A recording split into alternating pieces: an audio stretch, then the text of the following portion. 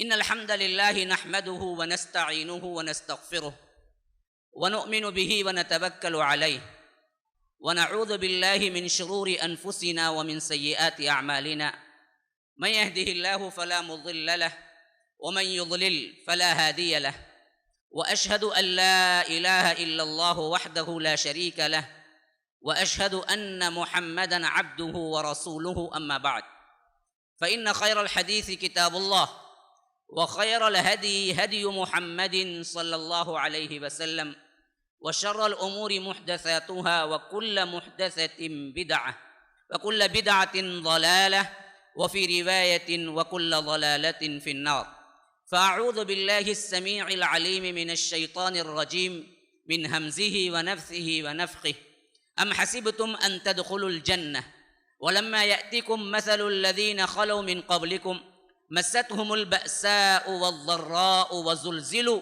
حتى يقول الرسول والذين آمنوا معه متى نصر الله ألا إن نصر الله قريب وقال تعالى ألف لام ميم أحسب الناس أن يتركوا أن يقولوا آمنا وهم لا يفتنون اللهم أرنا الحق حقا وارزقنا اتباعه وأرنا الباطل باطلا وارزقنا اجتنابه اللهم علمنا ما ينفعنا وانفعنا بما علمتنا وارزقنا علما رب اشرح لي صدري ويسر لي أمري واحلل عقدة من لساني يفقه قولي اس اللہ کے نام سے ابتدا جس کے ناموں کی کوئی انتہا ہے نہیں ولو ان ما فی الارض من شجرة اقلام والبحر يمده من بعده سبعة ابحر ما نفدت کلمات اللہ اس ذات اقدس پر کروڑوں درود و سلام ہوں جو تمام جہانوں کے لیے رحمت للعالمین بن کے آئے تھے اللہم صل علی محمد وعلی آل محمد كما صلیت علی ابراہیم وعلی آل ابراہیم انک حمید مجید وبارک علی محمد وعلی آل محمد كما بارکت علی ابراہیم وعلی آل ابراہیم انک حمید مجید۔ اسٹیج پر موجود معزز علماء کرام، خصوصاً شیخ عمران مدنی حفظہ اللہ، اسی طرح شیخ جعفر علی صدیقی حفظہ اللہ، شیخ حبیب اللہ عمری حفظہ اللہ، برادران اسلام، واجب الاحترام بزرگوں، دوستوں، عزیز ساتھیوں، لائق احترام ماؤں اور بہنوں، اللہ تبارک و تعالی نے ہمیں سب سے بڑی نعمت جو دی وہ نعمت ایمان اور اسلام ہے۔ اگر یہ نعمت نہ ملی اور دنیا کی تمام نعمتیں مل جائیں تو اللہ کی قسم کھا کے کہتا ہوں سوائے زحمت کے کچھ نہیں، سوائے مصیبت کے کچھ نہیں۔ اگر یہ نعمت اسلام نہ ملی، یہ نعمت ایمان نہ ملی، پھر کائنات کی ہر شے آپ کو مل جائے، خزانے مل جائیں، جواہرات مل جائیں، سونا مل جائے، چاندی مل جائے، غرض کے کائنات کی ہر قیمتی شے آپ کے قدم چومے، لیکن اللہ کی قسم یاد رکھیے سوائے مصیبت اور زحمت کے کچھ نہیں ہے۔ یہ نعمت ہی سب نعمتوں کو نعمت بناتی ہے، اور اس نعمت کے نہ ہونے پر تمام رب کی نعمتیں بیکار ہیں۔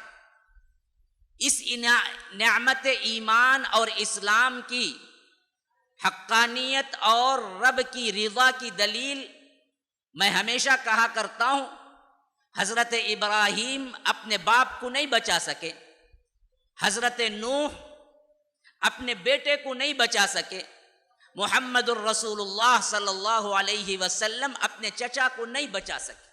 یہ ہدایت کی نعمت رب العالمین کے پاس پورا اختیار ہے کہ جس کو چاہے دے، جس کو چاہے محروم کر دے۔ حضرت نوح جیسے پیغمبر جن کے بارے میں رب نے فرمایا کہ وَكَانَ عَبْدًا شَكُورًا، کہ واقعتاً یہ شکر گزار بندوں میں سے تھے، جن کا معاملہ یہ تھا کہ اتنا روئے اتنا روئے اتنا روئے کہ روایتوں میں آتا ہے کہ آنکھوں سے ایک لکیر بن گئی تھی آنسو گرتے گرتے، اسی واسطے ان کا نام نوح پڑا۔ عربی میں نوحہ کا مطلب ہے رونا، خاص کر نوحہ کرنے والیاں خصوصی طور پر عورتیں میت پہ رونے کے لیے آیا کرتی تھی. اسی لفظ سے نوح بھی نکلا جس کا مطلب ہے زیادہ رونے والا. ایسا رونے والا پیغمبر. لیکن ہدایت کا معاملہ آیا، بیٹا سامنے تھا، موجیں اٹھ رہی تھی اور سامنے بالکل طوفان کھڑا ہوا تھا اور اللہ تبارک و تعالی اس طوفان کی عکاسی کر رہا ہے. وہی تجری بہم فی موج کالجبال ونادى نوح ابنه وكان في معزل يا بني اركب معنا ولا تكن مع الكافرين قال سآوي إلى جبل يعصمني من الماء قال لا عاصم اليوم من أمر الله إلا من رحم وحال بينهما الموج فكان من المغرقين وقيل يا أرض ابلعي ماءك ويا سماء أقلع وغيض الماء وقضي الأمر واستوت على الجودي وقيل بعدا للقوم الظالمين ونادى نوح ربه فقال رب إن ابني من أهلي وإن وعدك الحق وأنت أحكم الحاكمين. کہ اللہ تبارک و تعالی کہتا ہے کہ جب طوفان شروع ہوا اور پانی اکٹھا ہونا شروع ہوا تو موجیں ادھر کی ادھر جو اٹھ رہی تھی کل جبال، پہاڑوں کی طرح اٹھ رہی تھی. ایک ایک موج جو اٹھ رہی تھی وہ ایک ایک موج ایک ایک پہاڑ کے مانند تھی. اور ایسے وقت میں نوح نے اپنے بیٹے کو پکارا کہ یہ بیٹے آ جا، اب تو چڑھ جا، اب تو ہدایت پالے، اب تو کشتی میں سوار ہو جا. ارکم معنا ولا تکن مع الکافرین، کافروں کے ساتھ نہ ہو جا. تو اس بدبخت نے جب ضلالت چھاتی ہے نا جی، جب بھی ضلالت چھاتی ہے، گمراہی چھاتی ہے، اسی طرح کا دورہ پڑتا ہے، گمراہی کا دورہ. وہ بدبخت کہنے لگا سآوی الی جبل یعصمنی من الماء، دیکھو وہ جو پہاڑ ہے نا وہاں میں چلا جاؤں گا، وہ مجھے پناہ دے گا. حضرت نوح نے کہا کہ لا عاصم اليوم من امر اللہ، آج کوئی تجھے پناہ دینے والا نہیں ہے الا من رحم، کہ اللہ ہی دراصل رحم کرے. ابھی یہ دونوں کی گفتگو جاری تھی. جیسے ہم ٹی وی میں بیٹھ کے مووی دیکھتے ہیں نا، اسکرین پہ جیسے منظر چلتا ہے ویسے ہم اپنے آپ کو اٹریکشن کے لیے تیار کر لیتے ہیں نا، ایسے ہی اللہ تبارک و تعالی قرآن میں یہ واقعہ رکھا ہے. قرآن کا ذوق رکھنے والے، پڑھنے والے، قرآن کے اسلوب جاننے والوں کے لیے یہ بہت اہم ٹاپک ہے جہاں میں آپ سے خطاب کر رہا ہوں. ادھر ادھر دیکھنے کی ٹاپک نہیں ہے، یہاں دیکھو، یہاں متوجہ رہو، یہاں سے کچھ حاصل کرنے کی کوشش کرو. اللہ تبارک و تعالی کہتا ہے وحال بینہم الموج فکان من المغرقین، ایک بہت بڑی موج اٹھی اور حضرت نوح کے آنکھوں کے سامنے اپنا بیٹا ڈوبتا ہوا دیکھے اور کچھ نہ کر سکے. آخری میں پکارا جب طوفان تھم گیا، اللہ ان ابنی من اہلی، یہ میرا بیٹا میرے خاندان سے ہے، وَإِنَّ وَعْدَكَ الْحَقِّ، اور تیرا وعدہ سچا ہے، وَأَنْتَ أَحْكَمُ الْحَاكِمِينَ، کہ تو سب حاکموں کا بڑا حاکم ہے. تو نے وعدہ کیا تھا کہ میرے گھر کو بچا لے گا، لیکن میرا بیٹا میرے آنکھوں کے سامنے ڈوب کے مر گیا. تو رب نے یہ اعلان کیا یا نوح انہو لیس من اہلک، یا رب اللہم سلم. اللہ تبارک و تعالی نے جواب دیا کہ اے نوح آپ کا بیٹا نہیں ہے. حالانکہ صلبی بیٹا تھا لیکن ایمان نہیں تھا، اسلام نہیں تھا، توحید نہیں تھی. اللہ نے صاف حکم رکھا کہ تمہارا بیٹا نہیں. آج تک بھی وہی حکم ہے. کافر کا وارث مسلمان نہیں ہو سکتا، مسلمان کا وارث کافر نہیں ہو سکتا. اللہ کی یہ ہدایت سب سے قیمتی ترین شے ہے. اگر تم جانو نوح کتنا تڑپے ہوں گے اپنے والد کی حیثیت سے، اپنے بیٹے کے لیے کیا کچھ نہیں دعائیں نکلی ہوں گی، لیکن رب کی رضا نہیں تھی تو رب نے کہا کہ ہم نے تمہارے بیٹے کے لیے ہدایت نہیں رکھی اور تمہارا بیٹا نہیں ہے. تو الٹا حضرت نوح خود میں پشیمان ہوئے، خود میں دعائیں کرنے لگے، خود میں عاجز ہوئے. یا رب انی اعوذ بک ان اسألک ما لیس لی به علم وإلا تغفر لی وترحمنی اکن من الخاسرین. اے اللہ میں پناہ میں آتا ہوں کہ میں ایسا سوال تجھ سے کروں جس کا مجھے علم نہیں ہے. اگر تو معاف نہ کیا، تو رحم نہ کیا تو میں تو کیا ہے جاہلوں میں سے ہو جاؤں گا. تو یہ دعا مانگی الٹا، حجت نہیں کی کہ اے اللہ میرا بیٹا تو میرا بیٹا ہے نا، یہ کیسے میرا بیٹا نہیں ہو سکتا. نا نا نا نا، حجت نہیں کی بلکہ مان کے کہا اے اللہ میں نے غلطی کر دی، مجھے علم نہیں تھا، میں نے کہہ دیا میرا بیٹا، تو کہتا ہے تو ہاں واقعتاً میرا بیٹا نہیں ہے۔ ایمان کا رشتہ اصل ہے۔ ایمان کا رشتہ کس کے ساتھ ہو رہا ہے؟ حضرت نوح اتنے بڑے پیغمبر کے سب سے پہلے زمین کی طرف بھیجے گئے رسول، ان کا یہ حال ہے۔ ذرا اندازہ کرو، اللہ نے آپ کو بن مانگے ہدایت دی، گھرانے اسلام کے اندر پیدا کر دیا، جس کے نتیجے میں آج ایک اسلامی محفل میں آپ بیٹھے ہوئے ہیں۔ کیا اللہ تبارک و تعالیٰ کی رحمت نہیں ہے آپ پر؟ اللہ تبارک و تعالیٰ کی رضا نہیں ہے آپ پر؟ اگر نہ ہوتی، اللہ کی قسم، دوبارہ سہبارہ اللہ کی قسم کھا کے کہتا ہوں کہ اس مجلس میں نہ آتے۔ آج اس وقت بیٹھے ہوئے ہیں، یہ نہ سوچو کہ وقت زیادہ دیا، بلکہ یہ سوچو کہ رب نے راضی ہو کہ تمہیں یہاں آنے کی توفیق دے دی۔ یہ اللہ تبارک و تعالیٰ کی مہربانی ہے، ورنہ تو جس کو نہ چاہا پھر تو بڑی بڑی نسبتیں کام نہیں آئی۔ میرے بھائیو، اپنے اسلام پہ فخر کرو، اپنے اسلام پہ فخر کرو، اپنی اہمیت کو جانو کہ رب نے تمہیں حضرت نوح کے بیٹے سے زیادہ اہمیت دی ہے۔ کہاں نوح، کہاں نوح، کہاں ہم؟ لیکن اللہ نے ان کے بیٹے سے زیادہ، نوح نے اپنے بیٹے کے لیے دعائیں مانگی، اللہ نے قبول نہیں کی۔ تم بنا مانگے مسلمان پیدا ہو گئے، تم بنا مانگے آج مسلمان بیٹھے ہوئے ہو، تم بنا مانگے اللہ کی رحمتوں کے اندر ہو۔ ابراہیم جیسی شخصیت کون ہے؟ خلیل اللہ ہے۔ اتخذ اللہ ابراہیم خلیلا، اللہ تبارک و تعالی نے ابراہیم کو اپنا دوست بنایا۔ اللہ کی قسم کھا کے کہتا ہوں، لفظ خلیل قرآن کے اندر کسی کے لیے استعمال نہیں ہوا، حتیٰ کہ اللہ کے رسول صلی اللہ علیہ وسلم کے لیے بھی استعمال نہیں ہوا۔ ہاں حدیث میں استعمال ہوا ہے، لیکن قرآن میں خلیل کا لفظ استعمال نہیں ہوا سوائے حضرت ابراہیم کے۔ خلیل کا مطلب پتہ ہے کیا ہے؟ خلیل کا مطلب خالی دوست نہیں ہوتا، دوست تو کوئی صدیق بھی ہو سکتا ہے۔ خلیل وہ ہوتا ہے جو ایک ہی ہوتا ہے، ہر انسان کا ایک خلیل ہوتا ہے۔ یاد رکھیے، آپ بولتے نا جی بھائی دیکھو میں ہر بات سب سے شیئر نہیں کر سکتا، لیکن کوئی ایک جگری اس کا ہوتا ہے جس سے وہ ہر بات شیئر کرتا ہے، اور اس کا مقام دل میں کسی اور دوست کا مقام نہیں ہوتا۔ اسی واسطے اللہ کے رسول نے فرمایا لو کنت متخذا خلیلا لاتخذت ابا بکر خلیلا، اگر اللہ تبارک و تعالی مجھے خلیل نہ بناتا تو میں ابو بکر کو خلیل بناتا، لیکن اللہ نے مجھے خلیل بنا لیا تو میں ابو بکر کو نہیں بنا سکتا، وہ میرے بھائی ہیں، کیونکہ خلیل ایک ہی ہوتا ہے۔ جب رب نے خلیل بنا لیا تو پھر وہ خلیل کی جگہ تو نہیں ہے، تو اسی واسطے کہا کہ اگر میں بناتا کسی کو خلیل تو میں ابو بکر کو بناتا، لیکن اللہ نے مجھے پہلے ہی خلیل بنا دیا، اب میں ابو بکر کو نہیں بنا سکتا خلیل۔ تو ایک ہی خلیل کا مقام ایک ہی ہوتا ہے، جو بڑا جگری، بڑا ہی کیا ہے، اہمیت والا مقام ہوتا ہے، تو اللہ نے وہ مقام حضرت ابراہیم کو دیا۔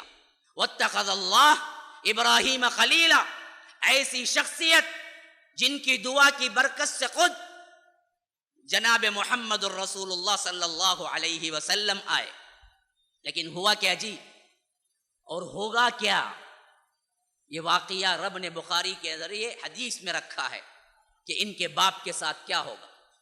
ان کو بھی اللہ نے ہدایت نہیں دی۔ یلقا ابراہیم اباہ آزر یوم القیامہ وعلی وجہ آزر قطرۃ وغبرۃ فیقول له ابراہیم الم اقل لک لا تعصنی فیقول ابوہ انک لا اعصیک فیقول ابراہیم یا رب انک قد وعدتنی الا تخزینی یوم القیامہ فأی خزی اخزی من ابی الابعد فیقول اللہ عز وجل یا ابراہیم انی حرمت الجنت علی الکافرین۔ اللہ تبارک و تعالی پورا واقعہ سنا رہا ہے اپنے حبیب کے ذریعے کہ اس قیامت کے دن آزر سے ملاقات جو ان کا باپ ہے حضرت ابراہیم کریں گے۔ حضرت ابراہیم اپنے باپ آزر سے ملاقات کریں گے اور کہیں گے الم اقل لک لا تعصنی، میں نے نہیں کہا تھا کہ میری نافرمانی نہ کرنا. اس وقت آزر کہے گا انک لا اعصیک، آج میں نافرمانی نہیں کروں گا تیری، آج کسی نہ کسی طرح جنت لے جا.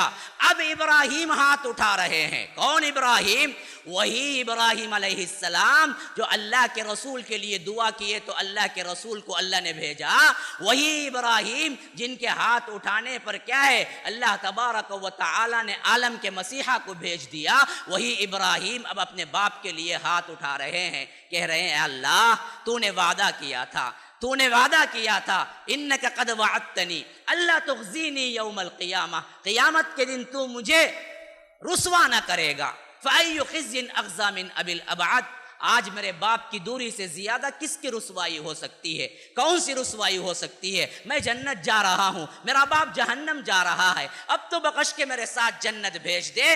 تو اللہ تبارک و تعالی نے فرمایا یا ابراہیم، اے ابراہیم کیا تمہیں معلوم نہیں ہے انی حرمت الجنت علی الکافرین، میں نے تو کیا ہے کافروں پر جنت کو حرام کر دیا ہے. تمہاری توبہ نہیں، تمہاری دعا قبول نہیں، تمہارے باپ ہونے کے باوجود بھی جہنم ہی جائیں گے. حتیٰ کہ بجو کی شکل، ایک جانور ہے بجو گیدڑ کی طرح کا ایک جانور، اس کی شکل میں اللہ تبارک و تعالی بنا دیتا ہے آزر کو، اور وہ دراصل حضرت ابراہیم کے پاؤں پر لوٹ رہا ہوتا ہے اور اس کے اندر خون رس رہا ہوتا ہے، اور کہہ دیا جاتا ہے کہ آزر کو پکڑو فیؤخذ بقوائمہ فیلقی فی النار، اور اٹھا کے اس کو جہنم میں پھینک دو. تو حضرت ابراہیم اپنے باپ کے لیے دعا کیے، ہدایت نہیں ملی، اللہ نے آپ کو ہدایت دی، تو کتنی بڑی نعمت ہے. سمجھ نہیں سکتے؟ سمجھ رہے ہیں آپ؟ سمجھ رہے ہیں؟ اگر یہ سمجھ گئے تو یاد رکھو پھر تو اسلام کے لیے کوئی بھی قربانی ہو کبھی نہیں ہچکچائیں گے، کتنا بھی وقت صرف کرنا ہو کبھی نہیں پیچھے ہٹیں گے، کتنی بھی دولت دینی ہو کبھی نہیں پیچھے ہٹیں گے. ہم نے اس کو سمجھا ہی نہیں. ابو طالب 50 سال تقریباً اللہ کے رسول کی خدمت کیے. دنیا میں کوئی چچا ایسا نہیں ہوگا جس نے بھتیجے سے اتنی محبت کی ہو، اور دنیا میں کوئی بھتیجا ایسا نہیں ہوگا جس نے اپنے چچا سے ایسی محبت کی ہو. لیکن کافر مرے، ہدایت نہیں تھی، ہدایت نہیں تھی. حالانکہ انہوں نے اتنی محبت کی کہ جب زمانہ پریشانی کا تھا، مکی دور تھا، تو اللہ کے رسول صلی اللہ علیہ وسلم کو شروع رات میں بستر پہ سلاتے، پھر تھوڑی دیر بعد وہاں سے اٹھاتے اور اپنے بیٹوں کو بستر پہ سلا دیتے، پھر اللہ کے رسول کو بستر تبدیل کر دیتے. لوگوں نے پوچھا ابو طالب ایسا کیوں؟ کہا کہ اگر کوئی میرے بھتیجے کو قتل کرنے کی نیت بھی کر لے تو میں بستر اس واسطے تبدیل کر دیتا ہوں اگر وہ آ کے قتل کرے تو میرا بیٹا مر جائے لیکن اللہ کے رسول بچ جائے. یا رب، کوئی کرے گا اتنی محبت؟ اتنی محبت کیا کرتے تھے ابو طالب، لیکن قسمت میں ہدایت نہیں تھی، قسمت میں ہدایت نہیں تھی، کفر پہ مر گئے. آخری جملہ اللہ کے رسول نے کہا کہ چچا میرے کان میں کہہ دو ایک مرتبہ بھی لا الہ الا اللہ، کل میں اللہ کے حضور حجت کروں گا، کل میں اللہ کے حضور پیش کروں گا. لیکن آخری جو لفظ ابو طالب نے کہا وہ کیا تھا معلوم؟ عبد المطلب کے دین پر مر گئے، مر گئے، کافر مر گئے. اب بھی اللہ کے رسول صلی اللہ علیہ وسلم کی امید نہیں گئی، پھر بھی دعائیں کرتے رہے. اللہ نے پہلے تو یہ آیت اتاری انک لا تہدی من احببت ولکن اللہ یہدی من یشاء. اے اللہ کے رسول، آپ جس سے محبت کرتے ہیں آپ اس کو ہدایت نہیں دے سکتے، اللہ جس کو چاہتا ہے ہدایت دیتا ہے. یا رب، کتنی کڑی آیت ہے، اس کے اندر کیا پیغام ہے. دیکھو، اپنی ہدایت کے لیے فخر مناؤ، اپنی مسلمانیت کے لیے فخر مناؤ. سوچو اللہ نے کتنی بڑی رحمت کی ہے. یہاں اللہ کے رسول صلی اللہ علیہ وسلم سے کہا جا رہا ہے لا تہدی من احبب، آپ جس سے محبت کرتے ہیں اسے ہدایت نہیں دے سکتے، اللہ جس کو چاہتا ہے ہدایت دیتا ہے. ولیکن اللہ یہدی من یشاء. تب بھی اللہ کے رسول استغفار نہیں چھوڑے. دل کے اندر ابو طالب کے لیے رو رہا تھا، دل استغفار کر رہے تھے کہ اللہ بخش دینا، اللہ میرے چچا ہے نا، اللہ بخش دینا. تو اللہ نے پھر آیت اتاری ما کان للنبی والذین آمنوا ان یستغفروا للمشرکین ولو کانوا اولی قربی من بعد ما تبین لهم انہم اصحاب الجحیم، کہ کہا کہ نبی کو، مومنین کو سزاوار نہیں ہے، یہ چیز کام نہیں دیتی، ایسا نہیں کرنا چاہیے کہ وہ مشرکین کے لیے استغفار کریں، خواہ وہ رشتہ دار ہی کیوں نہ ہو۔ اللہ تبارک و تعالی نے صریح آیت اتار کر ابو طالب کے لیے استغفار سے بھی منع کر دی، اللہ کے رسول کی دعا سے بھی منع کر دیا، آپ دعا بھی نہیں کر سکتے۔ اندازہ کرو مسلمانوں، یہ 3 واقعات سے یہ ہدایت، یہ اسلام، یہ ایمان، انتہائی چھوٹی کی چیز، چھوٹی کی نعمت، وہی عطا کیا ہے اللہ نے آپ کو۔ اسی ایک رشتے کے ناطے ہم نے آپ کو بلایا ہے، اسی ایک رشتے کے ناطے آج ہم اور آپ بیٹھے ہوئے ہیں۔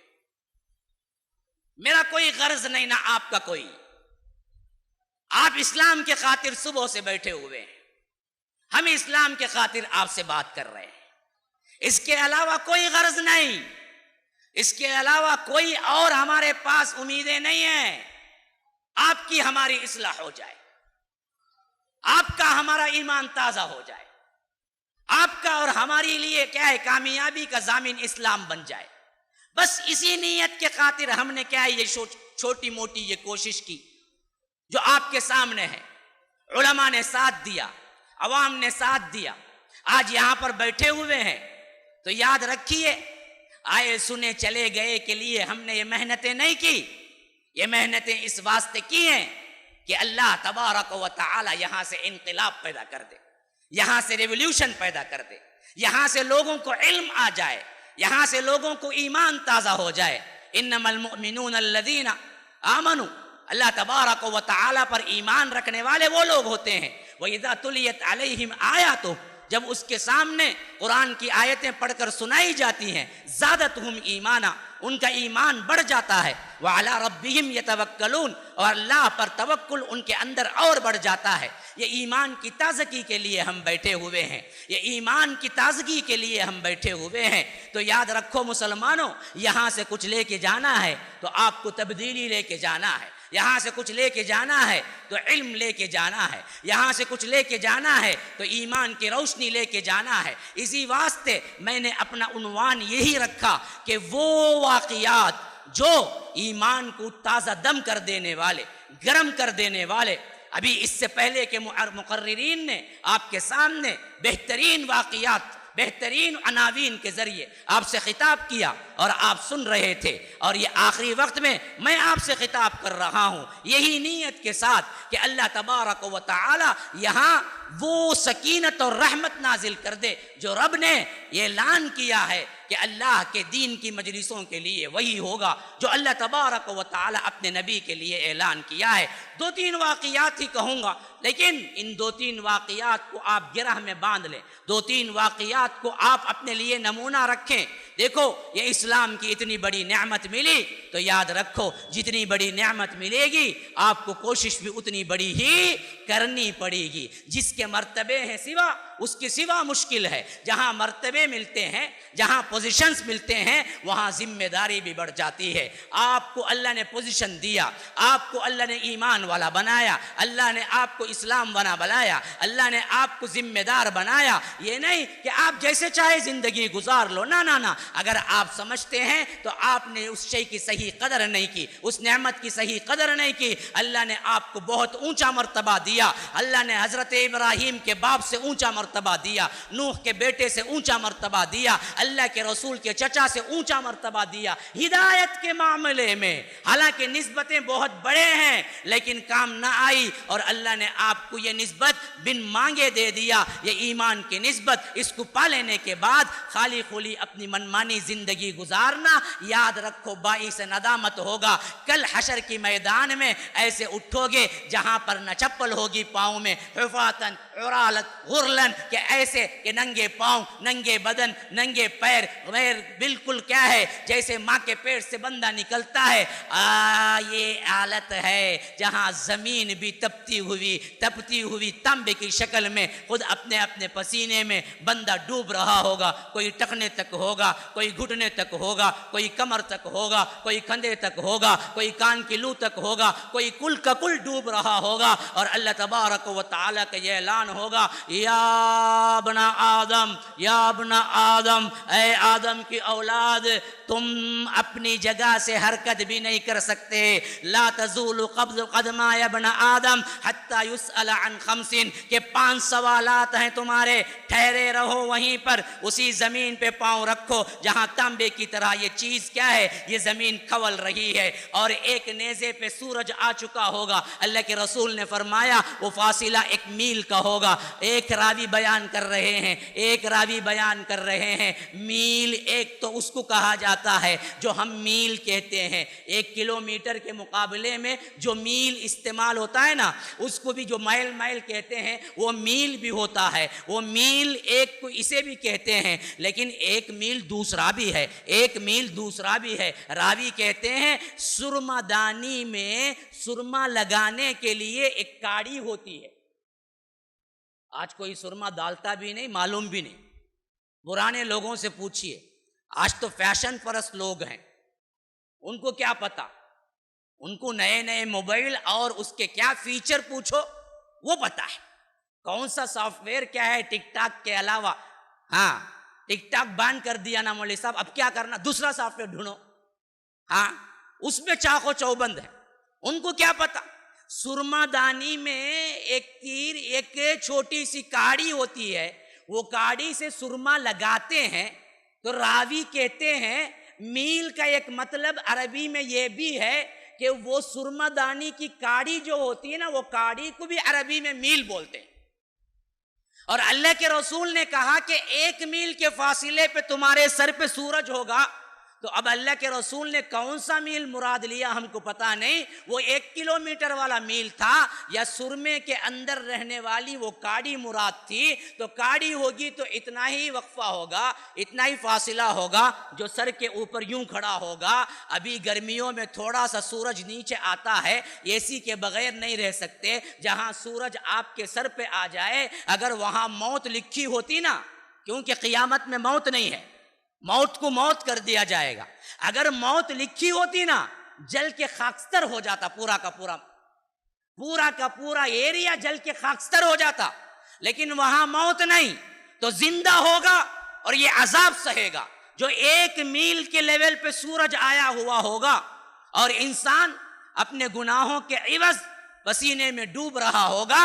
رب کا اعلان اوپر سے ہوگا، ہاں لا تزول قدم یا ابن آدم حتی یسأل عن 5. 5 سوالات ان سے ہوں گے. اللہ کے رسول نے فرمایا جب تک اس کے جوابات نہیں دیں گے یہ ایک بالش بھی حرکت نہیں کر سکیں گے. عن عمرہ فیما افناہ، عن شبابہ فیما ابلاہ.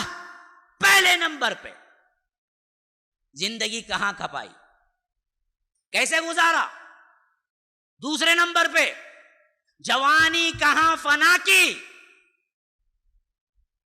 سوچو، تیار ہو، حساب دینے کے لیے تیار ہو. اور ایک بات یاد رکھو، کیا زندگی میں جوانی نہیں ہے؟ کیا زندگی میں جوانی نہیں ہے؟ بولو نا بھائی، ہے نہیں ہے؟ ہے نا؟ پھر الگ سے سوال کیوں؟ اس کی اہمیت کے خاطر. جوانی اللہ کی دی ہوئی ہے. نوجوانوں سنو، اس کے بارے میں خصوصی سوال ہوگا. جوانی کہاں بتائی؟ اور الفاظ بھی دیکھیے، فرمایا کہ فیما ابلاہ وعن شبابہ فیما ابلاہ. ابلاہ کا مطلب ہے کھپانا. کہاں فنا کی، زندگی پوری کہاں گزاری، نوجوانی خاص کر کہاں کھپائی.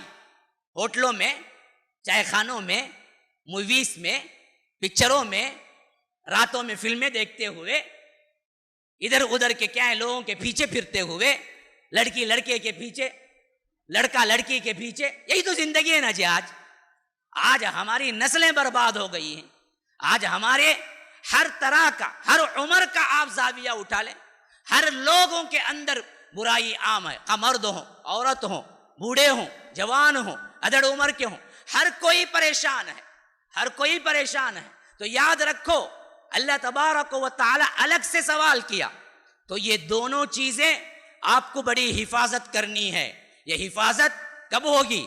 جب ایمان رہے گا نا، ایمان تازہ ہوگا نا. جب ایمان ہی نہیں رہے گا، ایمان کی شمع بجھ جائے گی، ایسے وقت میں آپ سوچیں گے مجھے ایمان ہے، لیکن ایمان نہیں ہوگا، منافقت ہوگی صرف. لیکن سمجھیں گے ہم کو تو بڑا ایمان ہے. وہی منافق اپنے آپ کو منافق نہیں سمجھتا. ہاں اچھا، کون سمجھتا؟ بات پتا ہے آپ کو کون سمجھنا چاہیے ہمیشہ؟ ہاں جی، کون سمجھنا چاہیے؟ ہاں جی، ہم. مومن ہی نفاق سے ڈرتا ہے.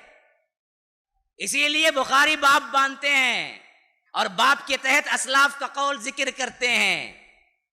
ما خافہ، اس سے بے خوف جو ہوتا ہے وہی کون وہی ہوتا ہے جو منافق ہوتا ہے. جو ڈرتا ہے وہ مومن ہوتا ہے. ما خافہ الا مومن وما امینہ الا منافق. بے پرواہ جو ہوگا، مجھے بہت ایمان ہے بھائی، میں پکا مسلمان، تو گویا کہ نفاق اندر انٹری ہوگا. مطلب اسی واسطے ابن ملیکہ، یہ قول بھی امام بخاری کے اندر آیا ہے. ابن ملیکہ بیان کرتے ہیں ادرکت 30 من اصحاب رسول اللہ صلی اللہ علیہ وسلم، میں نے اپنی زندگی میں 30 صحابہ کرام سے ملا. 30، ایک نہیں، دو نہیں، تین نہیں، چار نہیں، پانچ نہیں. کتنا کہا کہ ادرکت 30 من اصحاب رسول اللہ صلی اللہ علیہ وسلم، میں نے 30 صحابہ سے ملاقات کی اپنی زندگی میں. کلہم، سب کے سب نفاق سے ڈرتے ہوئے پایا. سب کے سب نفاق سے ڈرتے ہوئے پایا. ہر صحابی اپنے آپ کو نفاق سے ڈر رہا تھا کہ کہیں میں منافق تو نہیں ہو گیا، کہیں میں منافق تو نہیں ہو گیا. جس کو ایمان ہوگا اسی کو نفاق کا ڈر ہوگا. جس کے پاس ایمان ہی نہیں ہوگا اسے کائی کا ڈر. اس کی سادہ سی مثال کیا ہے؟ آپ کے پاس خزانہ ہے، آپ کے پاس خزانہ ہے تو چوری کا ڈر ہوگا نہیں ہوگا؟ ہوگا نہیں ہوگا؟ ہوگا نا. 1 روپیہ بھی جیب میں نہیں ہے، چوری کا ڈر ہوگا؟ پیسہ نہیں ہے نا، کائی کی چوری کا ڈر. تو ایمان کا خزانہ جب دل میں ہوگا تبھی نفاق کا ڈر ہوگا، چوری کا، کہ کہیں ایمان نہ چلے جائے. ایمان ہوگا ہی نہیں تو پھر کائی کا ڈر ہے ہی نہیں نا. یہی حالت ہم بہت سوں کی ہے. ہاں، نظر ثانی کرو اپنے ایمان کی، نظر ثانی کرو. یہ واقعہ بھی ہے کہ حضرت حذیفہ ایک صحابی ہیں جن کا لقب ہی کیا ہے؟ صاحب سر النبی، نبی کے رازدان. اس واسطے یہ لقب پڑا کہ اللہ کے رسول نے مدینے کے منافقین کے نام بتائے تھے. انہیں مدینے کے منافقین کے نام بتائے تھے. اور ایک مرتبہ حضرت عمر پوچھتے ہیں وہ نام کیا کیا ہیں؟ کہتے ہیں کہ نبی کا راز ہے، میں کیسے فاش کر سکتا ہوں؟ تو حضرت عمر پوچھتے ہیں میں اس واسطے نہیں پوچھا کہ وہ راز لینا چاہتا تھا، بس تم اتنا بتا دو کہ ان میں میرا نام تو نہیں ہے. ہاں جی، عمر جیسی شخصیت جس گلی سے گزرے اس گلی سے شیطان نہیں گزر سکتا. وہ شخصیت اپنے آپ کو نفاق سے ڈر رہی ہے. حافظ ابن حجر عسقلانی ابن ملیکہ کے اس قول کے تحت لکھتے ہیں کہ جو کہتے ہیں کہ میں نے 30 صحابہ کو کیا ہے دیکھا، سب نفاق سے ڈرتے تھے، ان میں نام کہتے ہوئے کہتے ہیں کہ وہ 30 صحابہ میں جو ڈرنے والے تھے وہ کون کون تھے؟ ان میں حضرت علی تھے، حضرت عائشہ تھی. اللہ اکبر، کتنے کتنے بڑے صحابہ. کیوں؟ ان کو ایمان کی فکر تھی، اسی واسطے ڈر بھی تھا. ہم کو فکر ہی نہیں ہے بلکہ ایمان ہی نہیں ہے تو پھر کائے کا ڈر؟ تو یاد رکھیے ہمیشہ اپنے ایمان کی فکر کرو. دیکھو ٹٹول کے کہیں نفاق تو جڑ نہیں پکڑ رہا ہے، فرمایا ثلاث من کن فی آیت المنافق ثلاث، ایک جگہ ہے. دوسری جگہ فرمایا اربع من کن فیہ کان منافقا خالصا، 3 نشانیاں ہیں جو نفاق کی ہیں. پھر فرمایا دوسری جگہ 4 نشانیاں ہیں، اگر وہ سب کے سب پائے جائیں تو پکا 100% منافق ہے. اذا حدث کذب واذا وعد اخلف واذا اؤتمن خان واذا خاصم فجر. 4 نشانیاں. ذرا ٹٹول کے دیکھو ہے یا نہیں، ہے یا نہیں دیکھو. فرمایا 4 نشانیاں. پکا پیور جینیون منافق. کون کون؟ اذا حدث کذب، بولے تو جھوٹ بولے. کتنی جھوٹ بولتے ہیں؟ رات کو تکے میں سر رکھتے ہیں نا، ذرا نوٹ کرو 24 آورس میں کتنے جھوٹ بولے. اللہ کی قسم جتنا سچ بولے ہیں اس سے 90% زیادہ جھوٹ نکلے گا. اذا حدث کذب واذا وعد اخلف، وعدہ کرے تو وعدہ توڑتے ہیں. ہاں واذا اؤتمن خان، امانت دی جائے تو خیانت کرتے ہیں. اور واذا خاصم فجر، لڑائی جھگڑا ہو تو گالی دیتے ہیں. دیکھ لو ذرا سی آپ کی نامناسبت کوئی بات ہو گئی اپنی اصلی شکل میں آ جاتی. ایسے ایسے نکالتے دیکھو گالیاں. شیطان بھی سوچنا یہ تو میرے ذہن میں بھی نہیں آیا نا، اس کے پاس کہاں سے آیا رنگا. ہاں ایسے. تو یہ منافق کی نشانی ہے. ہاں یہ اور بات ہے کہ اعتقادی اور ہے، عملی اور ہے، لیکن عمل کے اعتبار سے یہ 4 نشانیاں جس میں وہ پکا ہے. لیکن ہم نے کبھی غور کیا ہماری زندگی کیا ہو رہی ہے، کیسے گزر رہی ہے، کتنی باتیں ہیں جو ہم بیجا کرتے ہیں، کتنے میں جھوٹ بولتے ہیں.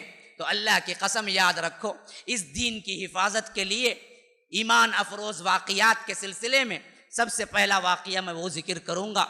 یہ سب باتیں میں نے آپ کو اس موضوع پر لانے کے لیے کیے تاکہ آپ موضوع میں 1-2 بات ہی سنیں لیکن ذہنوں کے اندر بیٹھ جائے.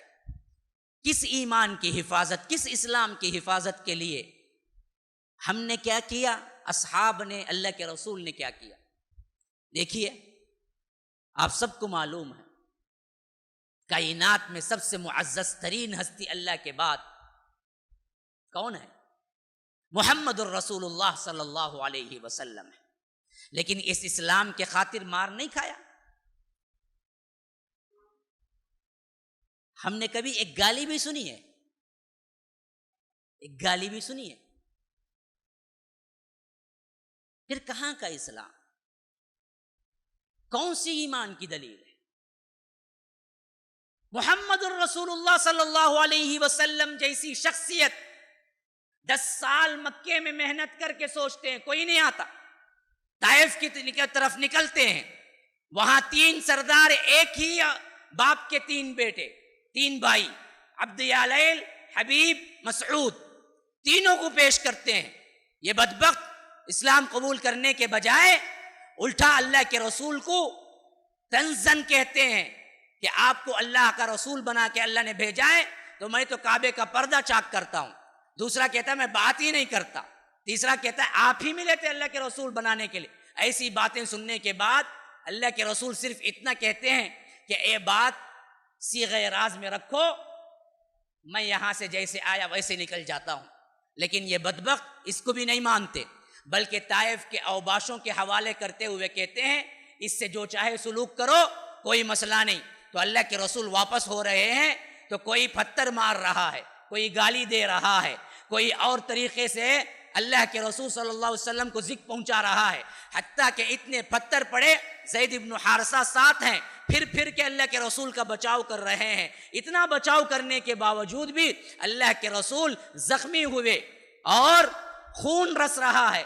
یہاں تک کہ جوتیوں میں خون جم جانے کی وجہ سے نکالنا مشکل ہو گیا، اور خون کے نکلنے کی وجہ سے کمزوری پا کے اللہ کے رسول بے ہوش ہونے لگے. یہاں تک کہ زید بن حارثہ کندھے پہ ڈالے. پھر اس کے بعد ابنائے ربیعہ کے ایک مقام پر جو کہ ایک باغ تھا وہاں پر پناہ لی اور ان لوگوں نے کچھ انگور پانی دیا. وہاں اللہ کے رسول صلی اللہ علیہ وسلم تھوڑا سا کیا ہے اپنے آپ میں قوت پائے. پھر اس کے بعد آگے بڑھے، وادی نخلا میں پہنچے. وہاں پر اللہ کے رسول وہ دعا کی جو دعاء المستضعفین کے نام سے مشہور ہے. حالانکہ مؤرخین اور سیرت نگاروں کا کلام ہے اس دعا میں، لیکن وہ الفاظ جو بڑے رقت آمیز ہیں. آخری میں جو کہتے ہیں اے اللہ اے اللہ تو کن کے حوالے کر دیا ہے؟ ان نادانوں کے حوالے کر دیا ہے جو مجھے پہچانتے نہیں ہیں، ان لوگوں کے حوالے کر دیا ہے جو مجھے اذیت دیتے ہیں، اے اللہ تو ان ایسے لوگوں کے حوالے کر دیا ہے جو نبی کو مارتے ہیں، اے اللہ کہیں تو ناراض تو نہیں ہے یا رب؟ فرمایا آخری میں اے اللہ یہ سب کچھ میرے ساتھ جو ہو رہا ہے کہیں تو ناراض تو نہیں ہے؟ فرمایا اے اللہ تو راضی ہے یا رب۔ جب بھی پڑھتا ہوں رونگٹے کھڑے ہو جاتے ہیں۔ آخری لفظ میں اللہ کے رسول نے فرمایا اے اللہ تو راضی ہے اور یہ طائف کے لوگ مجھے مار رہے ہیں، طائف کے لوگ پتھر مار رہے ہیں، اگر تو راضی ہے میں بھی اس پہ راضی ہوں، تو راضی ہے میں بھی راضی ہوں، کہیں ناراضگی میں تو نہیں ہے تو؟ اگر تو راضی ہے کہ تیرا حبیب تیرا رسول پتھر کھائے میں بھی راضی ہوں۔ رحمت الہی جوش میں آتی ہے، پہاڑوں کے فرشتوں کے ساتھ جبرائیل کو اللہ بھیج دیتے ہیں، کہتے ہیں کہ اگر آپ حکم دیں اس طائف کے وادی کو ہم جو دو پہاڑوں کے درمیان ہے یوں ہی ملیا میٹ کر کے رکھ دیں، غیبی طائف تھا ہی نہیں۔ اللہ کے رسول کہتے ہیں کہ نہیں، میں سمجھتا ہوں کہ اگر یہ اسلام نہیں قبول کیے تو ان کی آنے والی نسلیں ضرور اسلام قبول کریں گے، میں رحمت کے لیے آیا ہوں، میں زحمت بن کے نہیں آیا۔ یا رب رحمت للعالمین یہ ہوتی ہے، کہاں یہ دعائیں، کہاں وہ بدبخت ان کا سلوک۔ لیکن ایک بات آپ سے سوال کرتا ہوں، ذرا غور کیجیے، کیا اللہ تبارک و تعالی بغیر طائف کے میدانوں میں پتھر کھائے اس اسلام کو پہنچا نہیں سکتا تھا؟ اللہ قادر تھا یا نہیں؟ سوچو، اپنے آپ سے سوال کرو، کیا اللہ اس پر قادر نہیں تھا کہ اللہ کے رسول طائف کے میدانوں میں پتھر کھائے بغیر یہ اسلام طائف والوں تک پوری دنیا تک پہنچ جائے؟ اس پہ قادر تھا یا نہیں؟ کیا بولتے ہیں؟ تھا نا؟ پھر بھی یہ کوشش، پھر بھی یہ مصیبت، پھر بھی یہ اذیت کیوں سہنی پڑی رسول اللہ کو؟ جواب کیا ہے؟ اگر یہ نہ ہوتا تو تمہارے لیے نمونہ کہاں سے بنتا، ہمارے لیے نمونہ کہاں سے بنتا؟ ہم تو اسلام کا کام اب تو کچھ کر رہے ہیں، ایسا ہوتا تو بالکل بھی چھوڑ بیٹھتے اور کہتے کہ وہ تو رسول تھے بھائی، اللہ تو ہمیشہ پروٹیکٹ کرتا تھا، ہم کیا کریں جی، ہم کو تو کوئی مار دے گا نا۔ بہانے نہیں بناتے، بہانے نہیں۔ ویلور کے مسلمانوں کو سبق جانا تھا قیامت تک کے لیے کہ لوگوں میرا رسول اس دین کی راہ میں مار کھاتا ہے تو تم کو بھی مار کھانا پڑے گا، یہ پیغام جانا تھا۔ یہ نہیں کہ آئے ٹھنڈے ٹھنڈے ختم کر کے چلے گئے۔ غزوہ احد کا زمانہ ہے، اللہ کے رسول صلی اللہ علیہ وسلم بالکل انتہائی جوش و خروش سے لڑ رہے ہیں۔ ایک موقع ایسا بھی آتا ہے، پتہ ہے آپ کو، جہاں پر یہ افواہ اٹھتی ہے کہ اللہ کے رسول بھی شہید ہو گئے، اور خالد ابن الولید جو ابھی تک اسلام قبول نہیں کیے ہوتے ہیں، وہ 200 سواروں کا دستہ، عبداللہ ابن جبیر کا جو درہ تھا، وہ درے پہ جو کھڑے کیے تھے اللہ کے رسول نے صحابہ، 50 صحابہ، وہ صحابہ وہاں سے نکل گئے تھے تو اس پیچھے کے درے سے حملہ کر دیا مسلمانوں پر، جبکہ مسلمان مال غنیمت اٹھا رہے تھے۔ گویا کہ حملہ پیٹ پیچھے ہوا اور ایسا زبردست ہوا کہ مسلمانوں کو سنبھلنے کا بھی موقع نہیں ملا، حتیٰ کہ ایسی افراتفری مچی کہ مسلمانوں نے خود مسلمانوں کو قتل کر دیا۔ حضرت حذیفہ کہتے ہیں میرے باپ یمان سامنے تھے اور یمان کو جو صحابی ہیں خود صحابہ نے قتل کر دیا، اور میں پکارتا رہ گیا بھائیو سنو سنو، یہ مسلمان میرے باپ ہیں، لیکن افراتفری ایسی تھی، غل ایسا مچا ہوا تھا، کوئی کسی کو نہیں سن رہا تھا، کسی کو کوئی سمجھ نہیں آ رہی تھی۔ حضرت حذیفہ کے باپ خود مسلمانوں نے قتل کر دیا، حتیٰ کہ اللہ کے رسول نے ان کی دیت دینی چاہیے لیکن انہوں نے معاف کر دیا۔ ایسا مرحلہ آیا، کسی کو کسی کی ہوش نہیں تھی۔ ایسے مرحلے پہ اللہ کے رسول کے ساتھ صرف اور صرف 9 صحابہ تھے، 9۔ رحیق المختوم کے مطابق کہتے ہیں صفی الرحمن مبارک پوری رحمہ اللہ کہ ان میں 7 انصار تھے، 2 مہاجر تھے، 2 مہاجر تھے، 7 انصار، کوئی نہیں تھا، سب صحابہ ادھر ادھر ہو گئے تھے، صرف 9 لوگ، اور ادھر پورا مکی لشکر اللہ کے رسول پر حملہ کرنے کے لیے دباؤ ڈال رہا تھا۔ اور ایسے وقت میں اللہ کے رسول نے دیکھا کہ صحابہ دور ہو رہے ہیں تو آواز سے پکارا، اے اللہ کے بندو، آواز صحابہ تک نہیں پہنچی، اس سے پہلے کہ وہاں کے کافروں تک پہنچ گئی، اور انہوں نے جان لیا کہ اللہ کے رسول یہیں پر ہیں، تو پورے کے پورے حملہ کرنے کے لیے اور متحد ہو گئے۔ اب ادھر صرف اور صرف 9 صحابہ، اللہ کے رسول نے اعلان کیا کون ہے جو ان کو کیا ہے، ان لوگوں سے مجھے بچائے اور اس کے بدلے میں جنت لے لے۔ انصاری صحابے آگے بڑھے، کہا کہ اللہ کے رسول میں ہوں، بچاتے بچاتے تیر سے سینہ جلنی ہو گیا، ہر طرف صرف اور صرف زخم زخم زخم، یہاں تک کہ پہلے انصاری شہید، نمبر 2 شہید، نمبر 3 شہید، نمبر 4 شہید، نمبر 5 شہید، نمبر 6 شہید، نمبر 7 زخموں سے چور ہو کے وہیں پڑے رہ گئے۔ اللہ کے رسول نے کہا ہمارے انصار بھائی تو ایک کے بعد دیگر سب شہید ہو گئے، لیکن آپ لوگوں نے انصاف نہیں کیا، آپ ابھی ہیں۔ اب وہ 2 مہاجر کون تھے پتا ہے؟ 2 مہاجر کون تھے پتا ہے؟ ایک تھے طلحہ بن عبید اللہ، ایک تھے سعد بن ابی وقاص، یہ 2 صحابی تھے جو مہاجر تھے۔ اللہ کے رسول سے فرمایا اللہ کے رسول یہ انصار ساتوں کے ساتھ آپ پہ جانثار ہو گئے اور جنت کی ڈگری لے لی، اور ہم 2 ہیں، ہم ان 7 کے برابر کا مقابلہ کریں گے، ہم ان 7 کے برابر کا مقابلہ کریں گے۔ پھر اس کے بعد طلحہ بن عبید اللہ ہے نا، پورا ڈھول بن گئے، ڈھول اللہ کے رسول کی طرف جو بھی تیر آتے پیٹھ پہ لیتے، یوں اللہ کے رسول پر بھیج گئے، یوں اللہ کے رسول پہ بھیج گئے، جو بھی تیر، جو بھی نیزہ، جو بھی زخم حضرت عبید اللہ، طلحہ بن عبید اللہ کھا رہے ہیں، حتیٰ کہ اتنا کھا رہے ہیں کہ زخم پہ زخم لگتا جا رہا ہے، زخم پہ زخم لگتا جا رہا ہے۔ ایسی حالت میں اللہ کے رسول کہتے ہیں کہ طلحہ ان لوگوں کو دور رکھو، تو تیر چلاؤ۔ تیر چلانے کے لیے کمان پہ رکھ کے ترکش سے تیر نکالا، کمان پہ رکھ کے تیر چھوڑنا شروع کر دیا، 1 2 3 4، ادھر سے نیزے آ رہے ہیں، ہاتھ پہ وار کر رہے ہیں، لیکن اسی ہاتھ پر نیزہ کھاتے ہوئے یہ کیا ہے، تیر چلا رہے ہیں، حتیٰ کہ نیزے زخم اتنے لگے کہ یہ اوپر کی جو انگوٹھے کی جو پور تھی نا، یہ پور نکل کے کٹ کے گر گئی، اور اس وقت حضرت طلحہ کے زبان سے نکلا، جیسے زخم لگتا ہے نا تو زبان سے ایک آواز نکلتے، تو حضرت طلحہ کے زبان سے بھی بے اختیار نکلا۔ تو اللہ کے رسول نے کہا کہ طلحہ اگر تم اس وقت بسم اللہ کہہ دیتے، فرشتے تم کو گود میں اٹھا لیتے، اگر تم حس کی بجائے تم بسم اللہ کہہ دیتے تو فرشتے تمہیں گود میں اٹھا لیتے۔ اور طلحہ یاد رکھو، تم ایسی لڑائی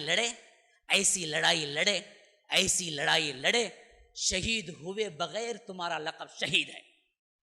اور فرمایا کہ لوگوں سنو، اگر کوئی چلتے پھرتے شہید کو دیکھنا چاہتا ہے تو طلحہ بن عبید اللہ کو دیکھ لے، یہ زندہ شہید ہے جس نے اپنا سب کچھ لٹا دیا، حتیٰ کہ اتنے زخم پڑے ہاتھ میں، اتنے زخم پڑے کہ کہتے ہیں کہ پھر زندگی بھر یہ ہاتھ کام نہ کر سکا۔ حضرت طلحہ کا ایک ہاتھ مفلوج تھا، فالج لگا ہوا، صرف اس واسطے کہ غزوہ بدر میں اتنے زخم کھائے تو رگوں نے کام کرنا چھوڑ دیا تھا۔ یہ ہے محبت، یہ ہے اللہ کے رسول صلی اللہ علیہ وسلم سے محبت۔ سعد ابن ابی وقاص آگے بڑھے، اللہ کے رسول نے کہا کہ سعد لو میرے بھی تیر لے کے رکھ دیتا ہوں، تمہارے جیسا تیر انداز کوئی نہیں ہے، تو تم میرے تیر بھی رکھ کے چلاؤ۔ حتیٰ کہ اللہ کے رسول نے یہ کہتے ہوئے کہا سعد میرے ماں باپ تم پر قربان ہو یا رب۔ صحابہ کہتے تھے اللہ کے رسول کو کہ اللہ کے رسول میرے ماں باپ آپ پر قربان ہو، لیکن اللہ کے رسول کسی کے لیے نہیں کہا، بعض روایتیں ہیں کہ پوری زندگی میں صرف ایک صحابی کو کہا، وہ سعد ابن ابی وقاص ہیں، جن کو کہا کہ میرے ماں باپ تم پر قربان، سعد تیر چلاؤ۔ اتنے تیر چلائے، اتنے تیر چلائے، اتنے تیر چلائے، 9 کمان تیر نہیں، کمان جس پہ رکھ کے چلائے، 9 کمان حضرت سعد ابن ابی وقاص سے اس دن ٹوٹے، صرف چلانے کے لیے 9 کمان ٹوٹ گئے۔ حتیٰ کہ اللہ کے رسول بھی جب بالکل قریب آ گیا دشمن، کہا کہ اللہ کے رسول مجھے بھی دو۔ اللہ کے رسول نے تیر چلایا، اللہ کے رسول نے تیر چلایا۔ جب ہنگامہ تھوڑا رکا تو اللہ کے رسول اس جگہ سے تبدیل ہونے کے لیے تھوڑا سا چلے، تو ایک بندہ بدبخت ترین اس امت کا، ابو عامر راہب جس کا نام تھا، پکا منافق یہودی، گڑھے کھود کے رکھا ہوا تھا اس واسطے کہ جب آئیں گے لوگ یہاں پر پھنس کے ان کا نقصان ہو۔ ایسے ہی یہ گڑھے میں اللہ کے رسول صلی اللہ علیہ وسلم کا پاؤں مبارک بھی جا پھنسا، جس کی وجہ سے گھٹنے میں موج آئی، اور اتنی سخت موج تھی کہ جب گھٹنے میں پاؤں گیا تو سر زمین پہ لگا، تو سر پہ کیا تھا؟ لوہے کا ہیلمیٹ تھا جسے خود کہتے ہیں، وہ ہیلمیٹ میں کڑیاں تھی، وہ کڑیاں کیا ہوئی؟ وہ جا کے پیشانی پہ چبھ گئی، اور جیسے ہی پیشانی پہ چبھی تو فوارے کی طرح اللہ کے رسول کے پیشانی مبارک سے خون نکلنے لگا، اور یہ جب خون نکلا اور یہ سر یہاں ٹکرایا تو زمین پہ کیا ہے؟ ساتھ ساتھ یہ داندھ بھی ٹکرائے تو ہونٹ بھی زخمی ہو گیا، اور 2 رباعی حیثیت سے اوپر کے نیچے کے 2 دندان مبارک شہید ہو گئے۔ اللہ کے رسول زخمی، پاؤں میں موج آ گئی، خود کی کڑیاں چبھ گئی، خون رس رہا ہے، خون جاری ہے، اور 2 دندان مبارک شہید کر دیے، حتیٰ کہ انگلی کی ایک پور کٹ گئی۔ اللہ کے رسول صلی اللہ علیہ وسلم پھر بھی وہیں پر رکے ہوئے لڑ رہے ہیں۔ یہ سب کس کے لیے؟ آرام سے زندگی گزارنے کے لیے تھا۔ شادی کرو، بیوی بچے کو ساتھ رہو، خوشی سے رہو، مزہ کرو، نام کے مسلمان رہو، مر جاؤ، یہی زندگی ہے؟ اسی کے لیے یہ سب آزمائش ہے کہ اللہ تبارک و تعالی اپنے نبی کو زخمی کیے بغیر اسلام کو غالب نہیں کر سکتا تھا؟ پھر ہوا کیوں؟ یاد رکھو، ہم کو نصیحت ملنا تھا، ہم کو نمونہ ملنا تھا، ہم کو بتانا مقصود تھا کہ یہ اسلام پھولوں کی سیج نہیں ہے، کانٹوں کی راہ ہے، قربانی کی راہ ہے۔ اسلام کا دوسرا نام قربانی ہے۔ ان اللہ اشتری من المؤمنین انفسهم واموالهم بان لهم الجنہ، اللہ تبارک و تعالی نے مومنین کے جانوں اور مالوں کو پہلے ہی خرید لیا ہے جنت کے عوض۔ اگر تم جنت چاہتے ہو تو نہ تمہارا جان تمہاری ہے، نہ تمہارا مال تمہارا۔ اٹھو، بیداری اختیار کرو، اپنی زندگی لگاؤ اس اسلام کے خاطر، اس دین کی خاطر جو جناب محمد الرسول اللہ صلی اللہ علیہ وسلم نے لگا کے بتایا۔ خالی دعویٰ نہیں ہے، عمل کر کے دکھلایا۔ خود دندان مبارک شہید ہوئے، خود کی کڑیاں چبھ گئی، موج آ گئی، حتیٰ کہ اللہ کے رسول کے چہرے انور پر کیا ہے؟ خون کی چھڑیاں لگ گئی۔ خون پوچھتے جاتے تھے اللہ کے رسول اور کہتے جاتے تھے یہ قوم کیسے فلاح پائے گی، یہ قوم کیسے فلاح پائے گی جو اپنے نبی کے چہرے کو زخمی کر دیا۔ یعنی ایک طرح کا درد دل ہے جو اللہ کے رسول کہہ رہے ہیں اس وقت، جو ہر انسان کو ہو سکتا ہے۔ اللہ کے رسول نے کہا کہ یہ قوم کیسے فلاح پائے گی، یہ مشرکین کیسے فلاح پائیں گے جو اللہ کے نبی کے چہرے کو زخمی کر دیا۔ ایسی حالت میں بھی یہ الفاظ جو ایک طرح کے بد دعا کے تھے اللہ کو پسند نہ آئے، اور اوپر سے کلام الہی نازل ہو گیا۔ اللہ نے فرمایا سورہ آل عمران کی آیت، لیس لک من الامر شیء، اللہ اللہ اللہ اللہ، لیس لک من الامر شیء او یتوب علیہم او یعذبہم فانہم ظالمون۔ اے نبی سنو، آپ پر کوئی اختیار نہیں ہے ان پر، آپ کا کوئی اختیار نہیں ہے ان پر۔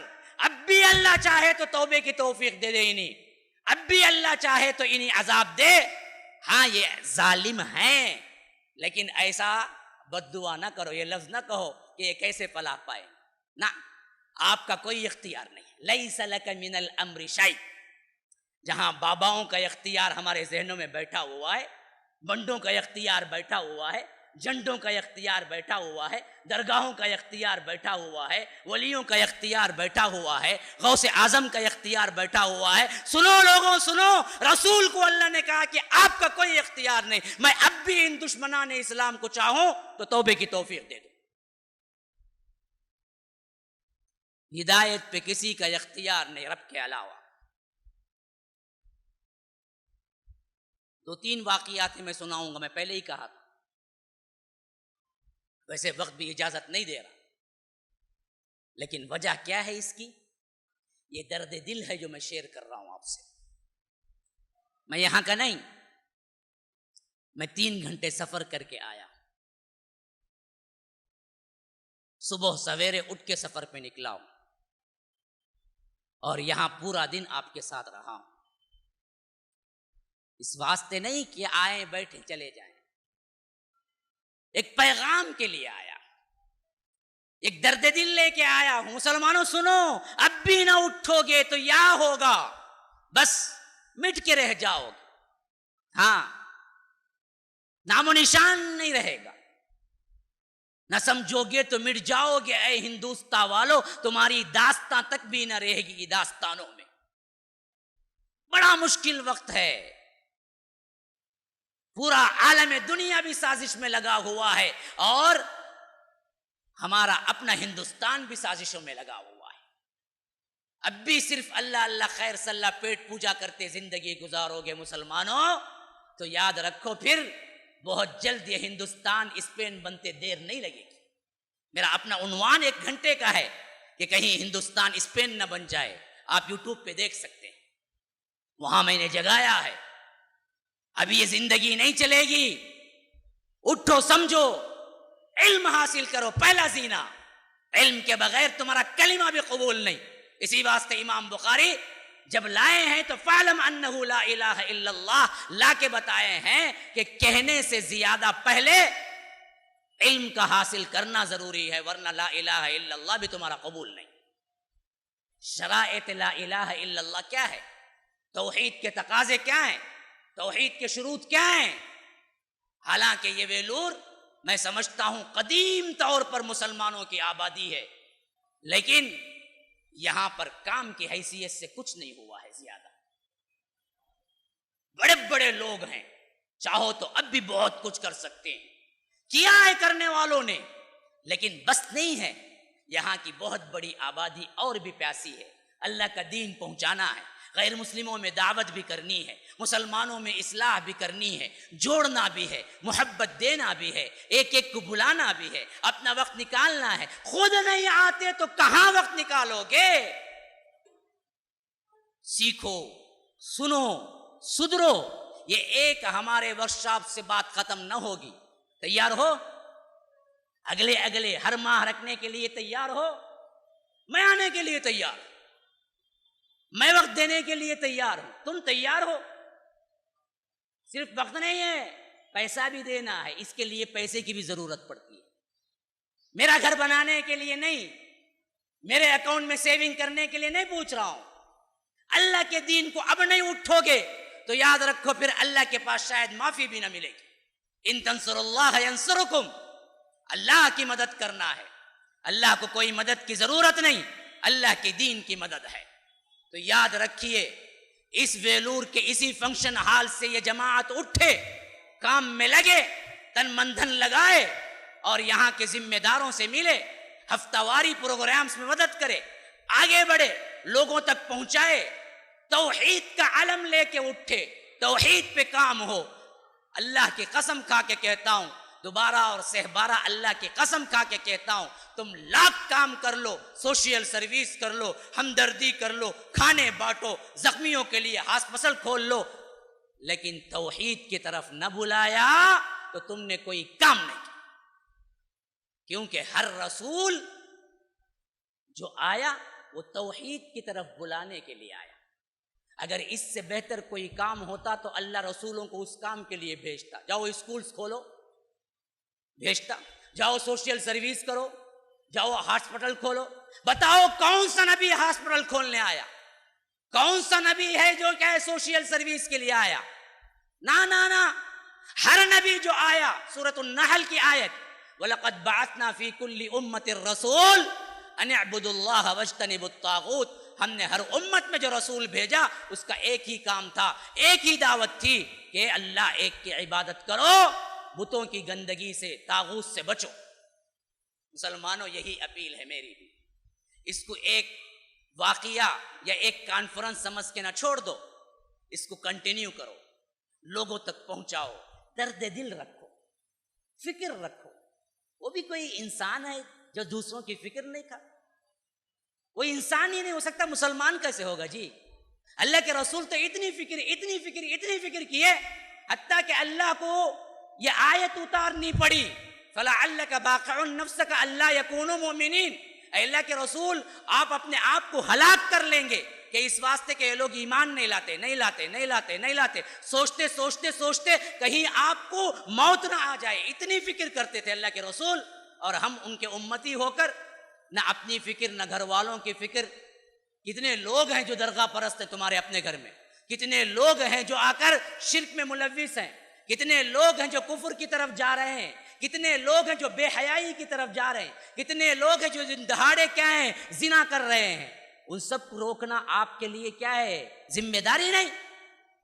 ایسے ہی آئے کھائے پیے چلے گئے. تو یاد رکھو، اگر یہ سمجھا ہے تو بہت غلط سمجھا ہے. اگر میری بات آپ تک پہنچ گئی تو پہنچانے کی ذمہ داری کی حیثیت سے میں نے پہنچا دیا. کل آپ کے پاس ایکسکیوز کے لیے بھی کوئی بات نہیں ہے کہ کل اللہ کے سامنے کہہ سکو کہ اللہ مجھے تو معلوم ہی نہیں تھا. نہ، میں آپ تک پہنچا دیا. وما علینا الا البلاغ. میرا کام پہنچانا ہے، اب آپ کا کام آگے بڑھنا ہے. یہی جوش جذبے کے ساتھ آپ پلٹو، آپ کام کرو. اللہ تبارک و تعالیٰ کے فضل و کرم سے جو جس راہ میں کوششیں کرتا ہے اللہ اس کے لیے راہیں کھولتا ہے. یہ تو اس کی دین کی راہ میں کوششیں ہیں، اللہ کیوں نہ کھولے گا؟ والذین جاہدوا فینا لنہدینہم سبلنا. اللہ تبارک و تعالیٰ تو جو اس کی راہ میں کوششیں کرتے ہیں ان کے لیے وعدہ کرتا ہے کہ ہم ان کی راہیں کھولیں گے. تو اس معاملے میں آگے بڑھو، کمر ہمت باندھو، اٹھو اور اس دین کے لیے اپنا تن مندھن لگاؤ. اللہ تبارک و تعالی کہنے سننے سے زیادہ عمل کی توفیق عطا فرمائے. ھذا وباللہ التوفیق وصلی اللہ وسلم علی نبینا محمد. اسأل اللہ لی ولکم ولسائر المسلمین من کل ذنب فاستغفروه انه هو الغفور الرحیم. والسلام علیکم ورحمۃ اللہ وبرکاتہ. دو باتیں ہیں معذرت کے ساتھ کہ ایک آپ کو انعام نہیں دے سکا اور ایک سوالات کا سیکشن نہ رکھ سکا، لیکن آپ سے وعدہ ہے اگر مجھے پھر کبھی یہاں موقع ملے تو ان دو باتوں کی تکمیل کروں گا. معذرت کے ساتھ اگر کسی کو تکلیف ہوئی ہے تو معاف کر دیجئے. کوئی ذمہ داری کوئی سوچ لے کے آئے تھے کہ سوال کا بھی نشست ہوگی اور کوئی انعام کا بھی کیا ہے ایک سوچ لے کے آئے تھے. میں ان سب سے بھی معذرت خواہ ہوں، سوری کہتا ہوں، معافی کہتا ہوں کہ اللہ تبارک و تعالی پھر کبھی یہ موقع دے تو میں انشاءاللہ وہ تمام کام بھی پورا کروں گا. اور اس کے ساتھ ساتھ آنے والے مہمانوں کا بھی میں اپنی ذاتی ذمہ داری پہ شکر ادا کرتا ہوں. اور علماء کا تو میں بے حد مشکور ہوں کہ انہوں نے کیا ہے اپنے قیمتی اوقات میں سے اس کے لیے وقت نکالا اور آئے اور انہوں نے اپنے اپنے خطابات سے نوازا. اللہ تبارک و تعالی جیسے ہم سب کو یہاں اکٹھا فرمایا ہے اسی طرح امام الانبیاء سید المرسلین و آخرین جناب محمد الرسول اللہ صلی اللہ علیہ وسلم کے ساتھ جنت میں بھی اکٹھا فرمائے. آمین. ھذا وباللہ التوفیق وصلی اللہ وسلم علی نبینا محمد. کفارہ پڑھا جائے گا، تب تک نہ اٹھیں، پھر اس کے بعد نماز پڑھ کے جائیں جن کو بھی ممکن ہو سکے. مع السلامہ.